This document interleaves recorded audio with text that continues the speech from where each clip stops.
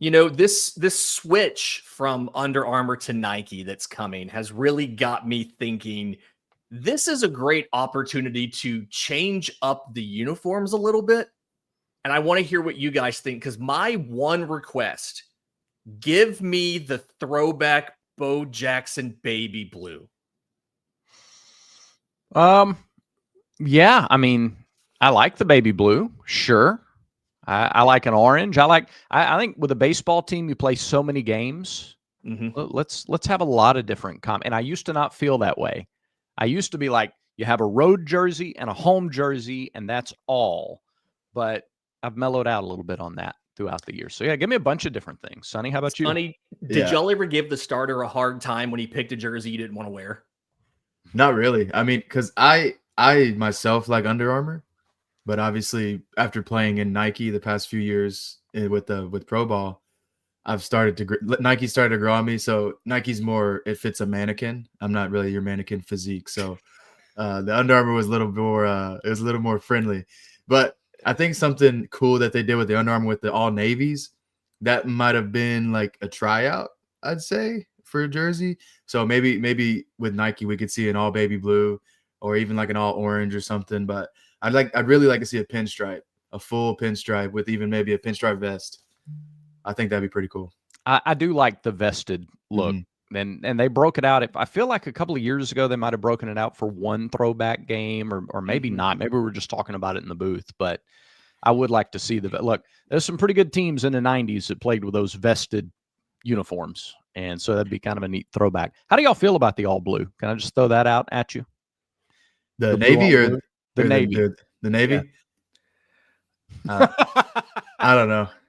It's a unique look. I think it's just because I've never seen a navy on navy. Like I like it too. Like I like a black on black, a red on red, orange on orange. So I mean, I think just seeing a navy on navy was just kind of like, I've never seen that before, but I like it. I mean, it's not hideous.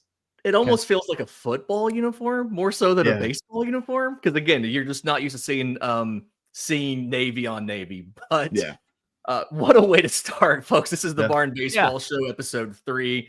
Lindsey Crosby joined by Village Vice's Brad Law, professional baseball player Sonny DeShera, if he hasn't already made that point in the show. And guys, I find it really odd that we've gone 2 episodes of this show and we've not talked about Ike Irish.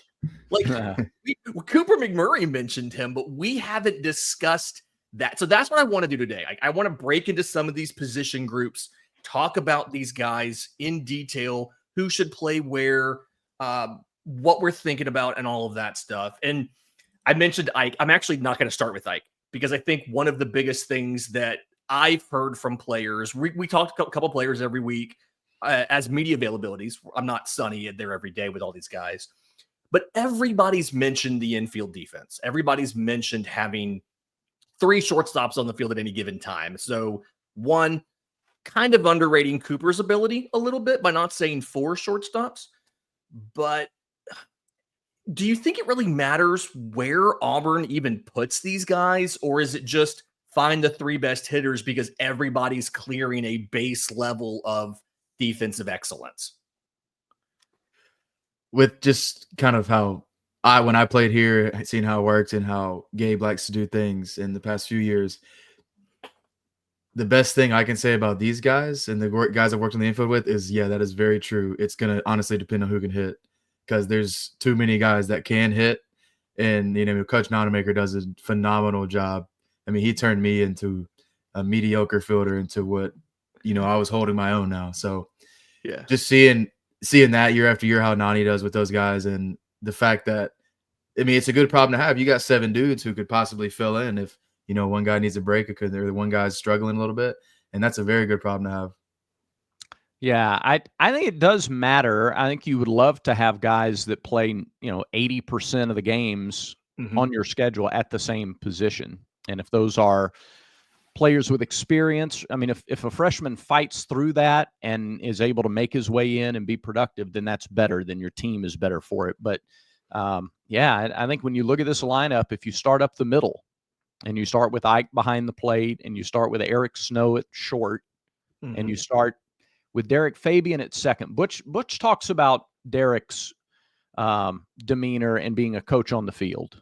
and second year in the program, making the guy on either side of him better on the field. I think that's valuable, especially early in the season, and especially when you have, Snow, who's new to your team, Eric Guevara at third, who's healthy for the first time. I mean, starting a season ready to go in a starting spot. I think having guys like that are important. And then, when you go to center field and talk about those guys, whether it's Bristol Carter or Cade Belyeu, whoever ultimately gets that nod, I think where you start is up the middle defensively. I think that can be a strength for this team. Yeah, Snow feels like the guy who is locked in the most, of everybody, just kind of given his history, given how good he's been defensively in his career so far, transferring in. He feels like if there's anybody you're going to say that is the guy that is on the field for 80% of your plays, if not more, it's Snow. And then Guevara, I talked to him last week, or actually, no, sorry, I talked to him like Tuesday. He said he's mostly played third this spring. Fabian's the wild card to me because I do like, to Butch's point, he's been second year in the program, coach on the field, but I feel like he's the one who's going to be asked to move around if anybody misses time. And who's the loser in that situation? Who is a guy that should be starting for most SEC programs that's going to start off on the bench for us? It's definitely the younger guys because, you get with Snow and Fabian, you could interchange them out every day if you wanted to, really. They can both play a solid short and second, and they both play hard. I love, especially Deric, man. I really love how Deric plays, and I get to talk to Deric and Coop and Ike most, and just talking with those guys. I think with those three kind of headlining and leading the team, I think they kind of show whoever wants to step up and be great and do the job. That's kind of the vibe from them and that they give off. And so I think everybody's kind of feeding into that.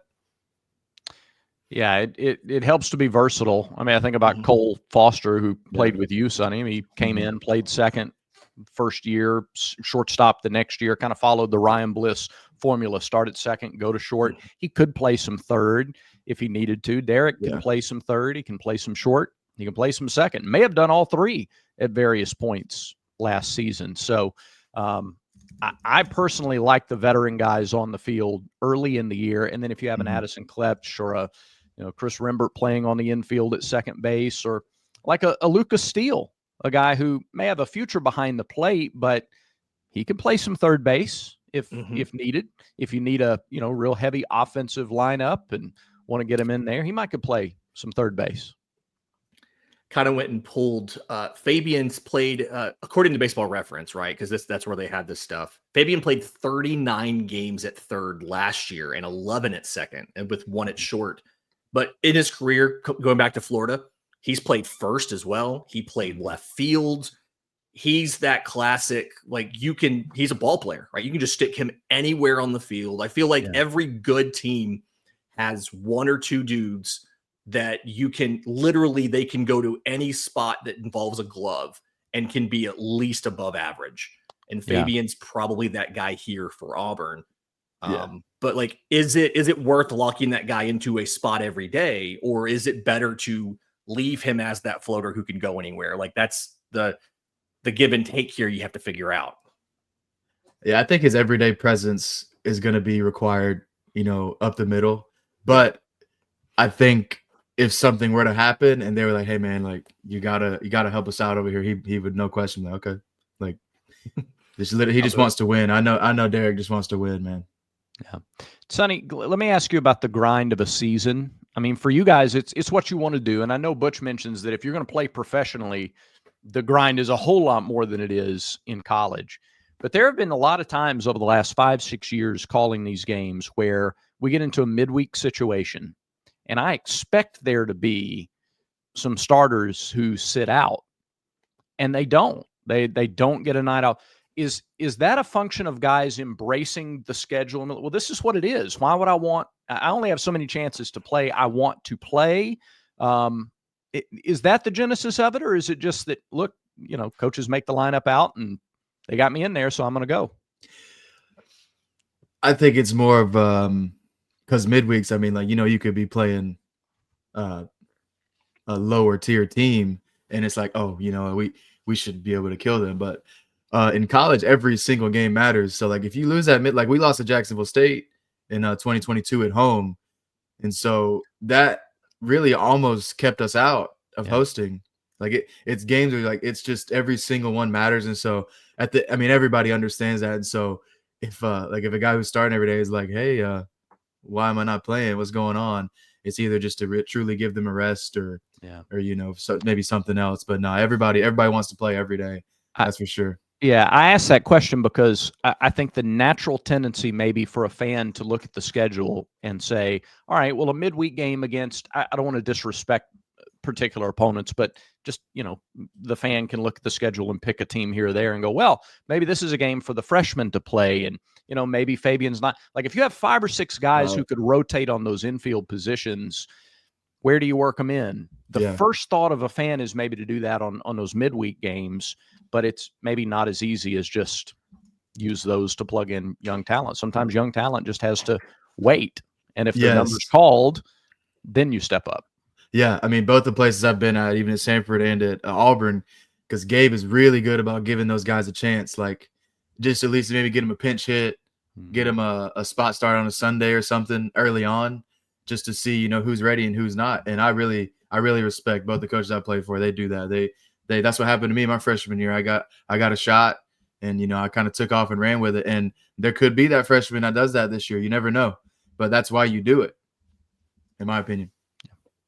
And I do think this year the midweek schedule probably isn't as full of pushovers, for lack of a better word, than usual. I mean, good point.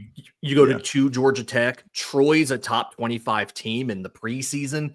UAB's nothing to slouch at. Those in-state schools somehow, like, they always bring their A game whenever they play Auburn, whether it's in Auburn, it's in a minor league park, things like that. So I feel like this is a year where you're going to see a lot of those veterans in the infield playing a lot, simply because this is one of the tougher schedules I feel like I've seen in a while at Auburn. Sonny, did you guys get the schedule and ever kind of say like, hey, we don't really get a break, this is tough? Or is it you knew this was going to be tough? It's just a question of how tough is this going to be? Yeah, it's almost like you get the schedule, like, oh, look at, like, I think we had a stretch in 22 when I was there. I think we were Vandy at home, and then on the road at A&M, and then back at home against, maybe Arkansas, and then on the road at Tennessee. It was something like that within 5 weeks. And I was like, we're playing 4 top 15 teams in 5 weeks. So it's just kind of like looking at it. But that's why you want to play in the SEC. That's why you want to go. I was on the other side whenever we play the in-state Alabama and Auburn, because being on that side, you're like, oh yeah, we want to show them that we can play and we want to beat the brains out of them. And then going to Auburn, it's like, we should never lose to these guys. Come on, which is true. If they do what they're supposed to and we, play how we're supposed to play, it shouldn't be close. But that midweek thought can just get to you because you got one team who wants to kill you, and you got the other side who's like, they shouldn't beat us. And I think my take-home message from this part of the discussion is those midweek games are not for experimenting. They are very, very important, and you need to win them. They're important for postseason, for where you're going to play postseason games. So even if you have a wealth of young talent, that's not the time to experiment. Yep. And the good news is a lot of these veterans have versatility, and I think like that extends to the catchers. I can't remember a group of catchers at a school that could play as many other positions besides catcher as this group. Obviously, Ike Irish is, your projected first round draft pick. I think they named him, first team all SEC in the coaches poll and things like that. Yeah. He's played first base. He's played right field. He spent a lot of his freshman year as DH.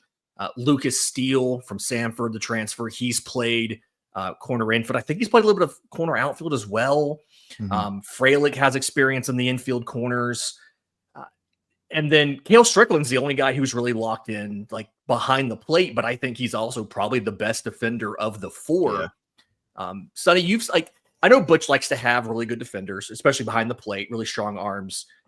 Can you remember just in your time, whether it was Sanford, Auburn, whatever, seeing a stronger group of catchers on one roster and more versatile group of catchers than probably what Auburn has this year?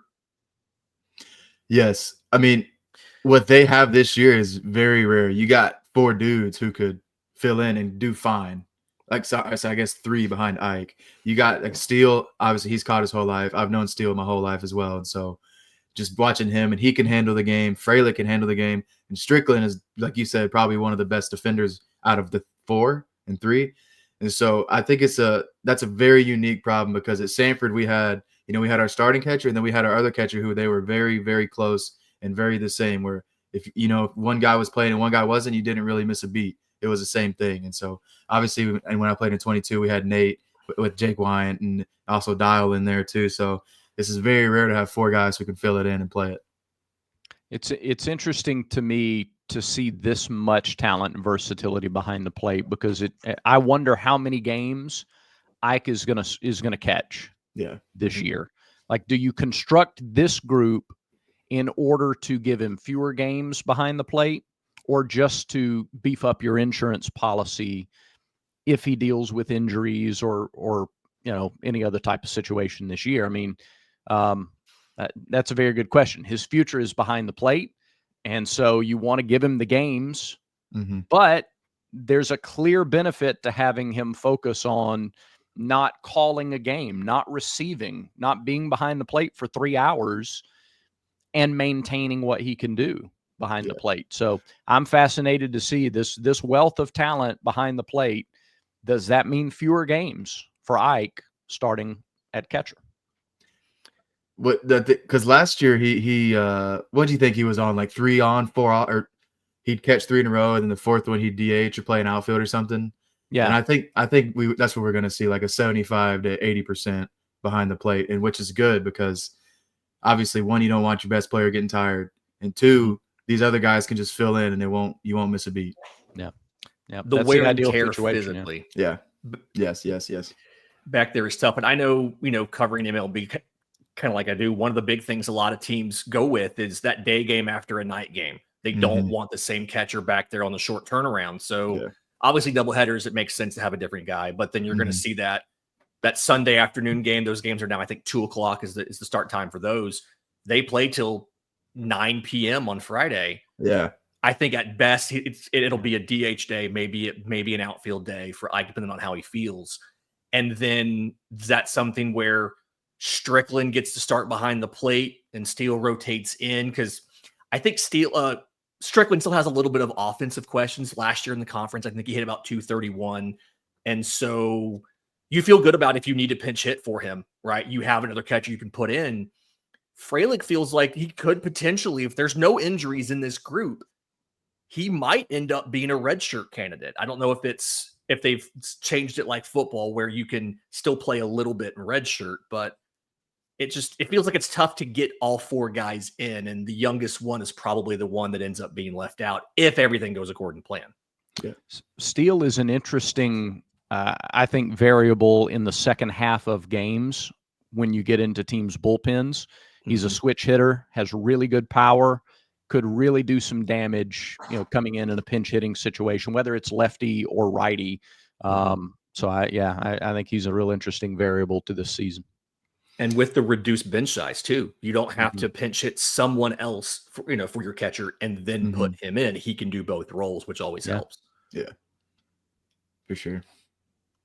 And go ahead. I'm sorry. So I was going to say, with Steele being a switch hitter and how he performed this fall too, and also his experience at Sanford, I think it's going to be very hard to keep him out of that lineup, because of just how Gabe likes to work and likes to have the lefty righty matchups when he hasn't really. Foster was a switch hitter a couple years ago. Was there one last year? I don't think so, right? Trying to remember. Yeah, I don't think there was. Well, I know there wasn't an everyday guy that was a switch hitter. That's for sure. Right. So just having that is a big thing for Gabe. Talking about Lucas Steele's fall performance, help me with this a little bit, Sonny. He had a 1,001 OPS, did really well. He led the team in hit by pitches with 7. And it feels like there's always guys who just get hit a lot. How much of that is just a function of where you set up in the box and how pitchers try to attack you, and how much of that is a legitimate skill that you can do things to get on base more, like getting hit by pitches? Hey man, me and him were coached by the same high school coach, and we were taught to do not move, take that pitch, or take it and get hit, because in high school every single game really matters. So Yeah, I think that's a little thing of that, and it's also a bit unlucky too. Sometimes you just can't control what pitchers are doing. They were probably hitting him too because they were tired of him hitting off of them. he did. I mean, it was something he hit. What was it? He hit 295 in the fall. Couple, 4 home runs, tied for second on the team in homers. And so, like you said, the power's there, the switch hitting's there. It's just a matter of how do you fit him in the lineup. It's a good problem to have. All right, can I do a little exercise here? Let's project 70 games for the season. Okay, so this is postseason included. 70 games just as an even number. How many do we see Ike behind the plate? How many do we see? Well, let's play it out. Steele, Strickland, Frelick, let's throw him in there, and Ike. How many of the? We'll start with Ike. How many of the 70 do we think Ike catches? I mean, whatever, 75% to 80%. Like that's how I see it. Because I mean, that was his routine last year. It was 3 of every 4 he was catching. So yeah. I mean, maybe 50. Okay. And now I think we see Cale more, because Cale is going to be that guy who, if he doesn't start games, he's going to be the one to come in. Say if Ike's in the outfield or something, or whatever happening, and he comes in because they really believe in Cale's defense. I mean, I do too. I like watching him play behind the plate. And with Steele and then Frelick, it's just a toss-up, because Steele, if he's hitting, he's going to have to be either DH or outfield, or they're going to find a spot for him. Yeah. So do you have Cale as the primary backup to Irish, but like Steele rotates in if they pinch hit for Strickland and things like that? Like you see in Strickland's defense is good enough where he's gonna be in the lineup if Ike's not behind the plate. Yeah, because Coach Thompson wants somebody to come in there and control the game, just like Ike does. And I mean, that's just how Cale's defense is. It's that good. And so he wants to put the guy who he's got the most confidence in behind the plate, which I mean, when somebody's coming in off the bench, you got to have that guy who's ready to go. And you're willing to sacrifice a little bit of offense too if you've got, and that's not to say anything against Cale. I mean, he's going to have his spots, and he hit fine in spots last year, but your catcher doesn't have to be your top 2, 3, 4 hitter on your team either. If he's holding it down behind the plate, then he can hit 240 or 230 and you're okay. Yeah. And on that note, I think Strickland caught 20% of base runners last year, wasn't charged with an error. I mean, he is legitimately a difference maker back there. I don't know if his arm's as good as like Nate LaRue's was, right? But Nate was a pitcher too, but that's a situation. Obviously, he's additive back there, and you get enough value out of him without him hitting 400. Whatever you get out of him is extra. I want to say 45 games, 45 to 50 for Ike. I do think if you make a run through Omaha, it's that number goes up, because you're probably going to, with the rest that you get, you're going to want him back there every day. But it does really feel like, a standard normal season, 45 to 50 for Ike is kind of where I am, probably on the lower end of where Sonny is. And then Cale and Steele, probably an even number, but oftentimes those are going to be in the same game, right? Yeah. I love my numbers. 80% of 70 is exactly 56. Okay. And so regular season. Yeah. So if you're talking about a 56 game regular season or so, then probably in that 45 range. And then once you get to the postseason, you're not keeping him out from behind the plate. He's not, he would be in there. Yeah, that'd be the only time when he would be catching every single day throughout the whole, like a full regional, a full super, and then all the way to Omaha, which I truly believe this team will go to Omaha. I love it. It makes a lot of sense, and I'm sure a lot of listeners love the fact that you're saying that too. Yeah. Quick corollary on the catching count for Ike Irish. How many games do you think he gets in the outfield? Because if you look at the roster right now, there are 4 full-time outfielders on the roster. A couple other guys with versatility. Brandon McCraney's listed as an infielder, outfielder. Steele has outfield. Ike has outfield. But 4 full-time outfielders. So how many starts does Ike get out there versus DHing on that off day? I think it really depends on if your outfielders are, like, if you got 3 outfielders who are raking, you're not going to throw him out. You just put him in the DH because that would give him even better rest. Yeah. The good thing about the DH is that that's so interchangeable, and Gabe does like using a lot of different guys in the DH role, so which is good. He gives guys chances. So it just depends. Like if you got an outfielder who's really good at defense and the bat's not producing, that's where he'll to fill in and rotate. But I really do think they got about 15 guys who can play and who will get a chance between the infield and the outfield. Yes. Yeah. No, Bristol Carter, Cade Belyeu.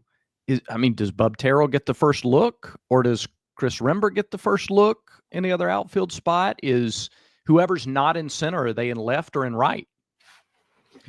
These are all great questions for opening weekend. Yeah. I feel like at home, you're putting whoever that third guy is, you're putting him in left, right? Mm-hmm. You're asking above Terrell, hey, this is a smaller lift from a defensive perspective to adjust. Even Chris Stanfield, who had fantastic range, he started off in left, partly out of deference to Case and Howell, but partly because the adjustment to college isn't always that easy. I'm really curious about who ends up being the guy in center field. Is it Cade Belyeu? Is it Bristol Carter? That to me, I feel like they're almost interchangeable. Obviously, they're not going to treat them like that. You're going to pick, it's probably weird for Butch to have to pick a center fielder now because he had so long you could just do it with the same guy. But they're probably playing almost every day. And then you're mixing in that third guy. That's where I think you'll see Ike some. You'll see Rembert in left.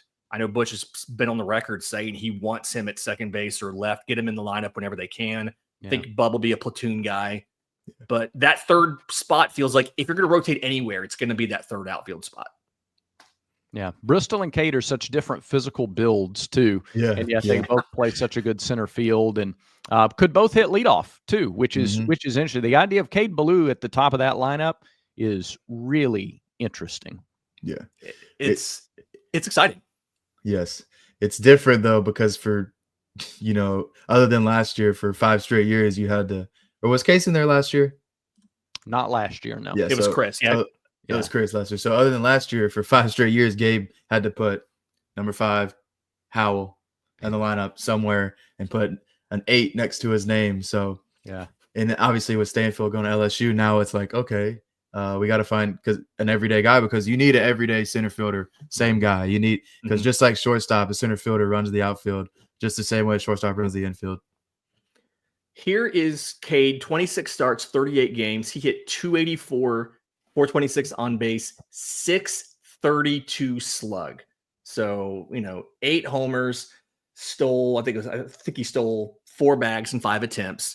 He's flashed power, he's flashed speed, and it's just one of those in his second year. Can he put it all together? And if he can, then, hey, you've got 2 everyday players. And like Brad said, one of the most dynamic center field or leadoff options you probably have seen in quite a while on this team. Ball just explodes off of his bat. It's amazing. The smoothness of his swing and the explosion of that ball coming off the bat is it'll get your attention. Like I think about a casual fan who's just kind of hanging out and maybe they're paying attention, maybe they're talking to somebody, and then he swings and makes contact, really pure contact. It'll get your attention. It'll stop what you're doing. On the Bub Terrell note, something that we didn't get to this in the infield section, but it all dovetails in here.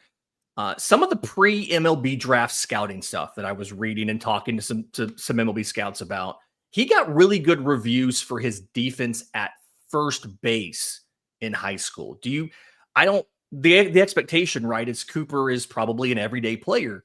If he misses some time or they just want to give him a DH day or whatever, is there a possibility that Bub gets to play some first base? If your outfield's already kind of locked in, you can put him there?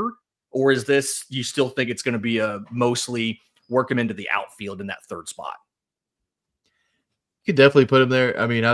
When I'm out there taking ground balls and stuff, Bub's over at first base working too. He's working at infield and outfield. And so it's, I think they got to have a good problem of where they can have different guys come fill in for Coop if Coop has a DH day, like you said, or he has to miss a few games here and there.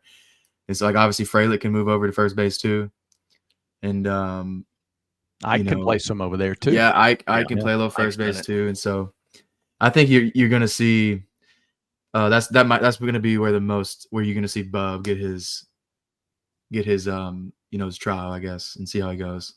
Coming in blowouts. Yeah, like he's a very good, he's a good defender at first base. I like what I saw from that.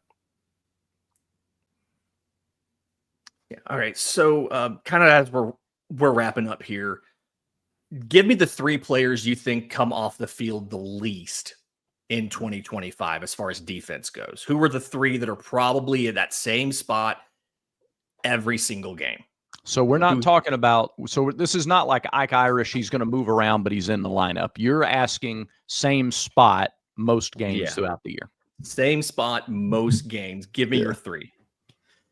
I mean, I think you're definitely going to see Eric, Coop, and Ike. I think that's going to be the solid ground. Coop's going to rotate. I'm sorry, Ike's going to rotate a lot, so he's probably not in. He's probably getting the number of games, but not at one position. Okay. Yeah, that throws a wrench into that question. Yeah. Yes. Yeah. Who is that every day? He's at the same spot in the on the field every day guy. I do think Eric Snow's one at short. Yeah, I think Snow. I think Cooper McMurray. Yeah. And I think I think center field. I don't know whoever. That's hard. Yeah, it's like going on the record with who you think it could be. I think it's Cade, right? I think Cade Belyeu is going to be the guy in center field, and he's going to be out there every single day, right? Like Bristol Carter, incredibly impressive, had a great, good first year at ECU, but I feel like Cade knows that ballpark. He knows that outfield already. I've got him as that third, but it's a tough question. Like it really is. Who is that third guy behind? Is it Guevara maybe at third? Yeah, could be. He's strong. I mean, he's he's got the kind of the stamina, and now that the brace is off and his mobility is back. I think about Cooper Weiss last year coming in from Miami of Ohio. He was able to handle the transition to the SEC, and it was out there almost every game defensively. We've had some guys in the past maybe that came up from not power conferences, and maybe it was a little tougher to make that transition. So yeah, maybe at this point, because Cade Belyeu has played a season in the SEC, he knows what that's like. Yeah, I think I'll go with that too. So I'll go Eric Snow at short, Cooper McMurray at first, and Cade Belyeu in center. Yeah, I don't know. I'm still a little jumpy to do that, but I'll go ahead out there too. It's such a hard question because the first like week or 2 or 3 weeks, like guys are in and out and seeing what guys got, and so like that is a very, very hard question. But if it helps, last year the 3 positions were first base, shortstop, and center field. Those were the only 2 positions where where 3 people played 52 games. That was it. Nobody else even I think broke 50. Middle of the field defense and anchor at first. I mean, you got to have those. You have to have it. Yeah. Makes total sense. Folks, another episode of the Barn Baseball show. We are back next week. We're going to talk some pitching, may have a special guest from the coaching staff as well, may even do that in Plainsman Park, kind of, show you some of the new improvements and stuff as well. In the meantime, do us a favor, thebarnauburn.com. You can sign up now, $25 off annual subscription. Tell your friends. We're over here talking Auburn baseball a couple days a week with, frankly, what could not be a better panel, and me. So until next time, for Brad, for Sonny, I'm Lindsay. This has been the Barn Baseball Show.